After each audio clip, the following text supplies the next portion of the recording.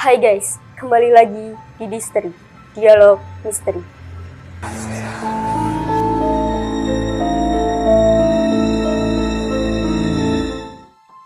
Coba lagi dengan Sekar di sini.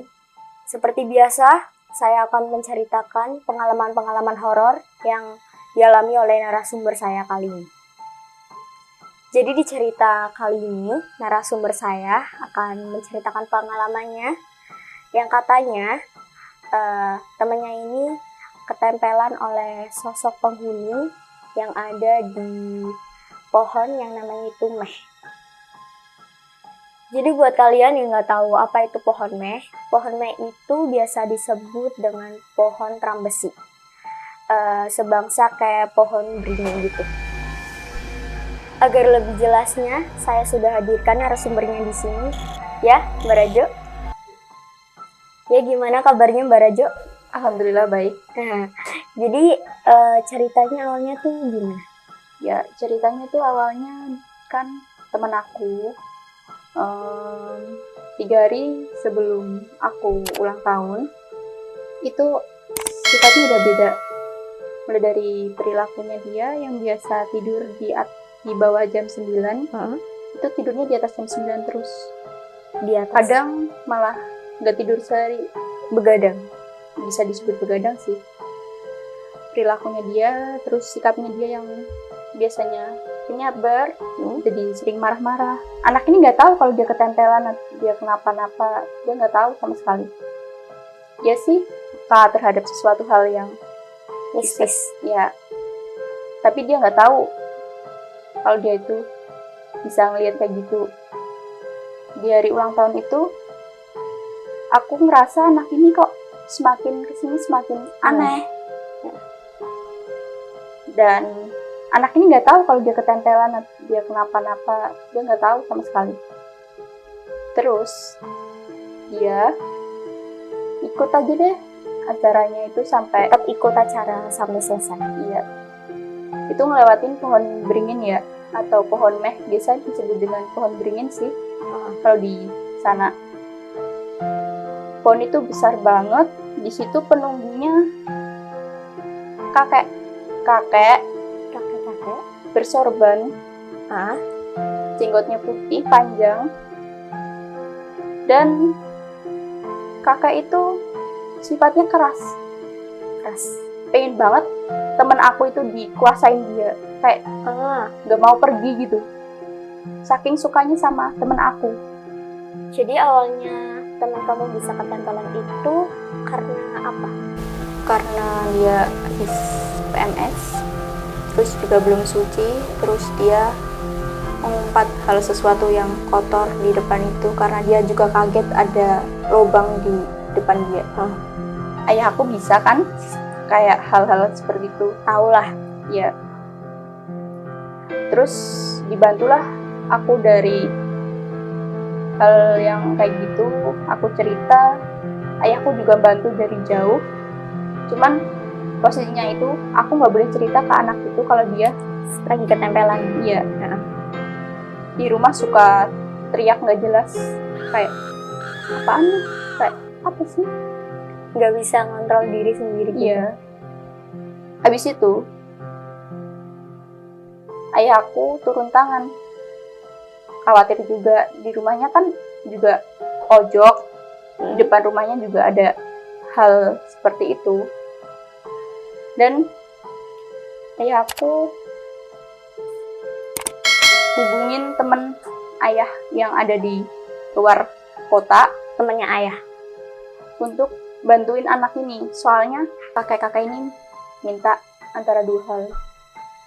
Dia mau anak ini sama minta sesajen kayak domba yang putih sama ayam ketawa. Habis itu dicarilah domba itu sama ayam ketawanya buat dikasih sesajen, tapi dalam keadaan domba itu masih hidup. Besoknya dicari dombanya sama ayamnya, dan susahnya belum dapat ayamnya. Soalnya di daerah aku ayam ketawa susah, udah jarang juga. Habis itu dicari-cari sampai hubungin teman-teman ayah aku dan dapat tuh ayamnya. Tapi mintanya sepasang. Ribet lagi, nyari lagi. Berarti sepasang yang betina sama yang jantan. Iya. Nyari lagi karena dapatnya cuma yang jantan. Nyari yang betina juga susah soalnya lagi bertelur. Terus dibujuklah temen-temennya yang punya ayam itu. Carilah. Iya, dicari, terus dibujuk juga biar diserahin demi anak ini. Buat Selamat. bantu lah. Terus dikasih, dan malam itu juga jam 12 kelewat, hampir tengah malam, jam 12 lewat. Udah lewat lah, udah langsung ditaruh di tempat itu juga, di pohon ditali, ayamnya ditaruh di kurungan, demennya diikat.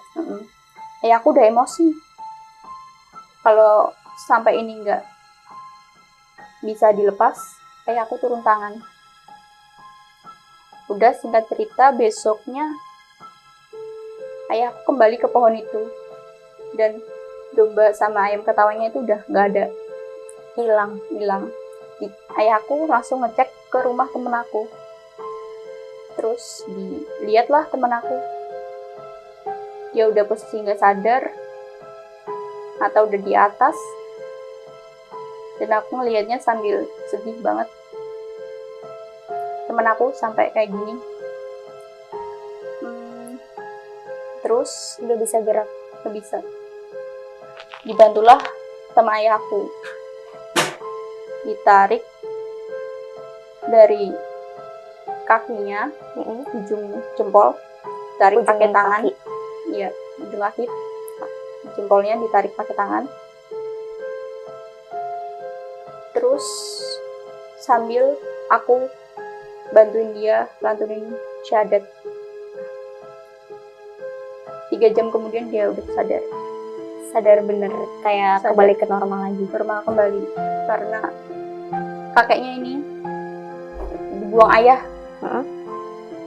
nggak kembali ke pohon itu, tapi dibuang ke tempat yang Lain lah, jauh. Disamain sama tempat-tempat yang sekiranya cukup buat dia, Biar nggak mengganggu daerah situ, biar daerah situ juga aman sih. Takutnya ada korban lagi. Iya benar. Iya.